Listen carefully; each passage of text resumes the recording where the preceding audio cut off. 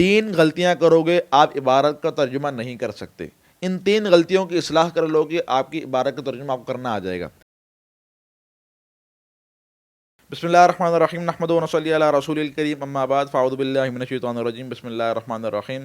آج کل کے دور کے طالب علم کی سب سے بڑی پرابلم، سب سے بڑا مسئلہ یہ ہے کہ اس کو عبارت کا ترجمہ کرنا نہیں آتا.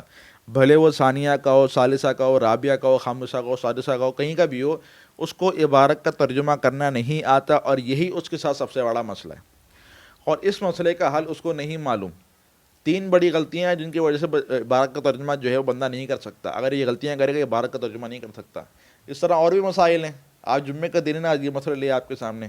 آج انشاءاللہ جو ہے وہ پڑھائی وغیرہ کی ویڈیو نہیں آئے گی، ان مسائل کی ویڈیو آئے گی. اگلے جمعے کو ایک اور مسئلہ آئے گا. وہ مسئلہ یہ ہے کہ طالب علم کا حافظہ کمزور کیوں ہے. صحیح، انشاءاللہ اس کا حل اس کے اندر بتائیں گے. ابھی یہ حل سن لو، عبارت کا ترجمہ کرنا کیوں نہیں آتا. تین غلطیاں کرو گے آپ عبارت کا ترجمہ نہیں کر سکتے. ان تین غلطیوں کی اصلاح کر لو گے آپ کی عبارت کا ترجمہ آپ کو کرنا آ جائے گا.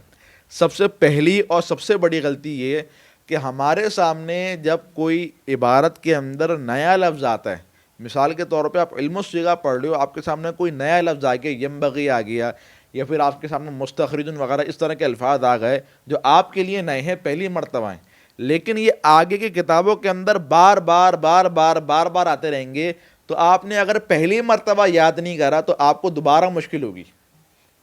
یہی لفظ یہاں پر آ گیا علم الصیغہ کے اندر، ہو سکتا ہے یہی لفظ قافیہ کے اندر آ جائے، یہی لفظ مشکات وغیرہ کے اندر آ جائے، یہی لفظ بیضاوی کے اندر آ جائے. ہم کیا کرتے ہیں، ہم عبارت ہمارے سامنے آتی ہے، کوئی نیا لفظ آتا ہے، کتاب کے اوپر ترجمہ لکھا اور آگے نکل گئے. بھائی اس کو یاد کون کرے گا؟ آپ یاد نہیں کرو گے، آپ کو آگے مشکل ہوگی. آپ یاد نہیں کرو گے، آپ کو پھر جھک مار کے آگے یاد کرنا پڑے گا. اگر آپ ادھر یاد نہیں کرو گے، کہیں نہ کہیں تو آپ کو یاد کرنا پڑے گا نا، پہلے یاد کر لو. تو سب سے بڑی غلطی اور سب سے پہلی غلطی یہ کہ ہم عبارت کے اندر ہمارے لیے کوئی نیا لفظ آتا ہے، ہم اس لفظ کے معنی کو یاد نہیں کرتے. پہلا مسئلہ یہ. دوسرا مسئلہ یہ کہ ہو سکتا ہے کہ آپ کو ترکیب آتی ہو، میں اس کے اوپر کچھ شک نہیں کر رہا کہ آپ کو ترکیب آتی ہے نہیں آتی، ہو سکتا ہے کہ آپ کو ترکیب آتی ہو، لیکن عام طور پہ طالب علم کو ترکیب عبارت کے اندر اپلائی کرنا نہیں آتی. یعنی کہ ایسا نہیں ہے کہ وہ عبارت کو دیکھے اور دیکھ کر سمجھ جائے یہ فاعل بن رہا ہے، یہ مفعول بن رہا ہے، یہ موصوف بن رہا ہے، یہ صفت بن رہا ہے.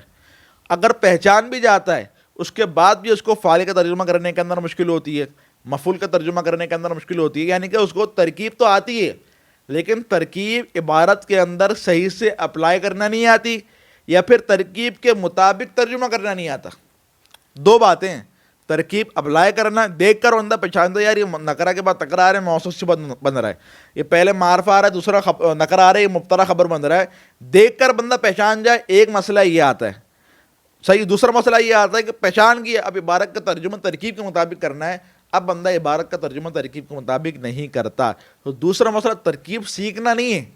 ترکیب ہو سکتا ہے آپ کو آتی ہو، اگر نہیں آتی پھر یہ آپ کے لیے ایک اور مسئلہ ہے، لیکن اگر آپ کو ترکیب آتی ہے تو ترکیب کو عبارت کے اندر اپلائی کرنا نہیں آتا.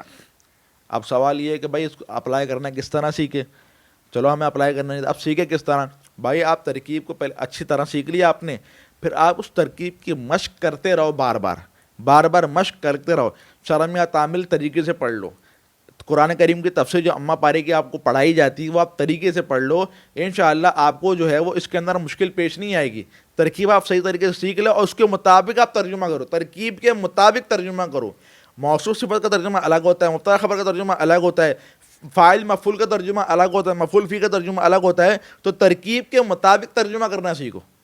اس کا کس طرح ترکیب سیکھو اور پھر آپ مشق کرتے رہو. دو بڑی غلطیاں ہو گئیں. تیسری غلطی یہ کہ آپ کے سامنے جب عبارت آتی ہے اور عبارت کے اندر غائب کا صیغہ ہوتا ہے یا غائب کی ضمیر ہوتی ہے، تو ہم کیا کرتے ہیں، ہم کہتے ہیں کہ بھائی زید ہوا قائم، زید وہ قائم ہے. یعنی کہ آپ عبارت کے اندر آپ جو غائب کا مرجع ہوتا ہے آپ مرجع کی طرف نہیں لوٹاتے، آپ وہ کہہ کے آگے نکل جاتے ہو. اس کی وجہ کیا اس سے کیا ہوتا ہے، اس سے ہوتا ہے یہ کہ عبارت مغلق رہ جاتی ہے. عبارت جو ہے نا مغلق رہ جاتی ہے، مبہم عبارت ہو جاتی ہے جس کو ترجمہ سمجھنے کے اندر مشکل پیش آتی ہے. تو تیسرا بڑا مسئلہ کیا ہے، غائب کی ضمیر ہو، غائب کا صیغہ ہو، غائب کا لفظ ہو، آپ اس کی ضمیر ما قبل کی طرف نہیں لوٹاتے کہ یار اس غائب سے مراد کون ہے.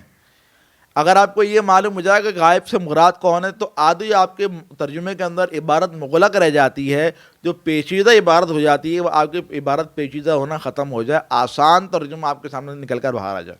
تو یہ آپ کے سامنے 3 بڑی غلطیاں ہیں۔ اگر آپ دورہ حدیث کے بھی طالب علم ہو، سابیہ کے بھی طالب علم ہو، یہ 3 غلطیاں کرتے ہو، آپ کو عبارت کا ترجمہ نہیں آئے گا۔ یہ 3 غلطیاں نہیں کرتے آپ، ثانیہ کے طالب علم ہو، ترجمہ آپ کو آ جائے گا۔ ان 3 غلطیوں کی اصل کے اندر اصلاح کرو۔ بیچ میں ترکیب لکھا ہوا ہے نا، یہ سب سے بڑی غلطی ہوتی ہے کہ اپلائی کرنا نہیں آتا، اس کے مطابق ترجمہ کرنا نہیں آتا۔ تو یہ ہے کہ اولا ثانیہ کے اندر آپ کو یہی سکھایا جاتا ہے، اس کو صحیح طریقے سے سیکھ لو۔ دوہرے تک آپ کے لیے عربی عبارت ہوگی، آگے ورنہ بہت مشکل ہوگی۔ میں مذاق نہیں کر رہا، سیریس بات کر رہا ہوں، بہت مشکل ہوگی آپ کو، آگے آپ کو ترجمہ کرنا نہیں آئے گا۔ پھر آپ روتے رہو گے ترجمہ کرنا نہیں آتا، ترجمہ کرنا نہیں آتا، ترجمہ کرنا نہیں آتا۔ بھائی یہ غلطیوں کی اصلاح کر لو، ترجمہ کرنا آ جائے گا۔ تم ثانیہ کے ہو، تم ترجمہ کرنا آ جائے گا۔ ان 3 غلطیوں کی اصلاح کر لو خالی، صحیح ہے۔ اللہ تعالیٰ مجھے بھی اصلاح کرنے کی توفیق نصیب فرمائے، آپ کو بھی۔ وآخر دعوانا الحمدللہ رب العالمین۔